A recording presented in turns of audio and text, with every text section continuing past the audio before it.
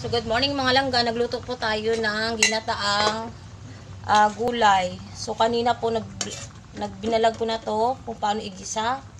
Hindi po nag-save yung aking video.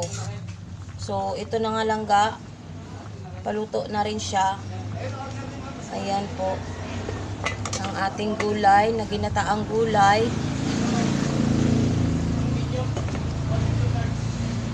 Ginisa ko po to sa sibuyas, bawang, at nilagyan ko rin po siya ng hibi at paminta. At ayan yung gata natin, kuko mama lang yung gata natin. So itong gulay po natin ay pakbitin po itong mga langga. So ayan, so nilagyan ko na ng asin at bitchin. So yung ating pangpalasa. So ayan, hayaan lang po na natin siyang magglapot.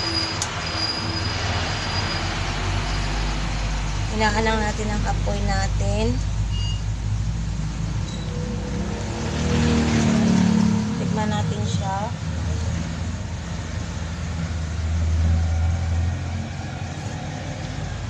Ayan, sarap.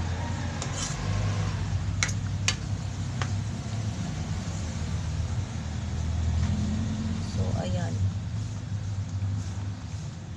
Ito po ang ating menu for today's video for lunch. Ayan ang ulam natin lunch. So, hayaan lang muna natin siyang kumonte yung kanyang sabaw at lumapot po siya. So, ayan po mga palangga.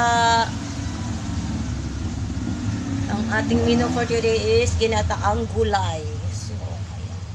So, yung gulay ko po ay may sitaw, kalabasa, talong, at okra, at ampalaya. So, ito po ay pakbitin to eh. Nilagyan ko lang siya ng gata para maiba naman po mga palangga. So, ayan mga palangga. Thank you for watching. Please follow me and subscribe my YouTube channel. Thank you so much. Bye!